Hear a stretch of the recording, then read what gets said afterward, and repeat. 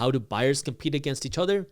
All by willing to pay higher prices or by bidding against one another. So now when you have 500 buyers and only 5 homes available for sale, these 500 buyers have to bid against each other by upping their asking price in order to buy a home.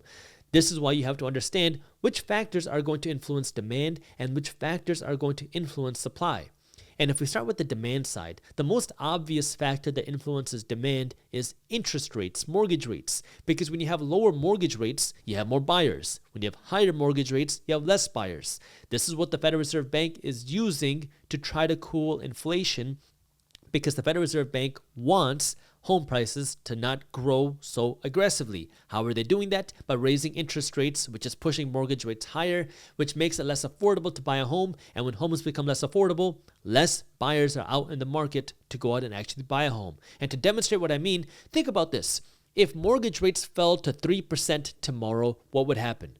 Your mom, your dad, your cousin, your sister, everybody will be going out trying to buy another home. Why? Because mortgage rates fell and people want to capitalize on the lower mortgage rates to go out and buy a home, which means now you're going to have buyers flooding the market, and we still have a very low inventory of homes for sale, which means you're going to see the bidding wars come back into the market, pushing home prices higher. So mortgage rates play a big factor on demand, but also the economy plays a big factor in demand, because when you see an economic slowdown, that means you have less jobs. That means you have people getting laid off. That means you have people worried about their incomes.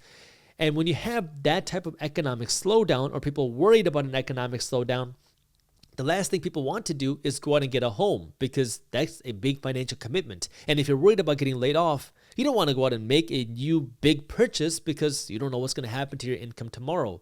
And that's where you have to understand the economy plays a factor in demand, number one, in sentiment, but number two, with also incomes, because if incomes are falling, or if people are getting laid off, or if people are losing their jobs, that's less demand out there to buy a home. Now, today, we're still in a very strong economy. Now, part of that has to do with all the money printing that we saw in 2020, 2021, and into 2022, but our economy still has a lot of jobs.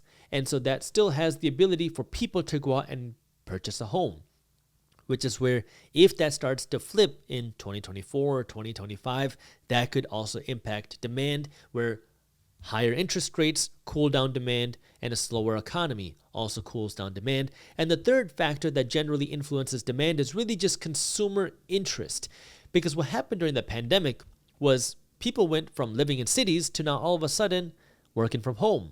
And today, yeah, people are going back into the office, but we still have a lot of people that are working from home or working a hybrid environment, which meant a lot of people wanted to get a new home with an office, or they wanted to upgrade their home because people are spending more and more time at home.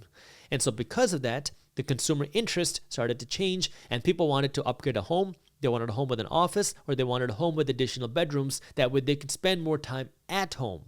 And that change in consumer interest also boosted up demand, because now all of a sudden people wanted to own, and people wanted to own something where they could also work from. So the three main factors that will influence demand are mortgage rates, it's the economy, and consumer demand. Then you have to look at the supply side.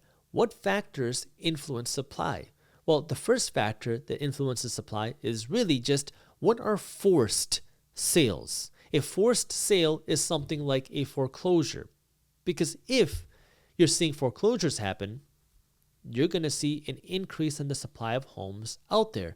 But up until now, we've covered this in market briefs, there really hasn't been that many foreclosures. I know some people talk about how foreclosures have been rising, but in reality, generally, there has been no real need for foreclosures in the last few years because home prices have gone up. So if you lost your job, you lost your income, you no longer have the ability to make the payments on your home, and you're way in over your head on your home, well, it doesn't make sense for you to go into foreclosure, because a lot of people, most Americans, have some sort of positive equity or even zero equity in their homes, which means you can sell your home, walk away, and maybe put some cash in your pocket, which means it doesn't really make sense for you to go into foreclosure. That's where the first part that you want to pay attention to on the supply side is forced sales. We're not seeing any of this forced sales. If home prices start to go down more drastically and more people became underwater on their homes, then if you see a slowing economy, that would also impact supply, because now if people become underwater and they lose their jobs, Now people can't just walk away and put cash in their pocket. If you enjoyed this short clip from my longer videos, here's another clip that I think you'll love. And while you're at it, if you're interested in learning more about how to start generating passive income, our team put together an amazing guide on how to start generating passive income for free. All you gotta do is click that button right over there. Thank you for watching, and as always, keep hustling.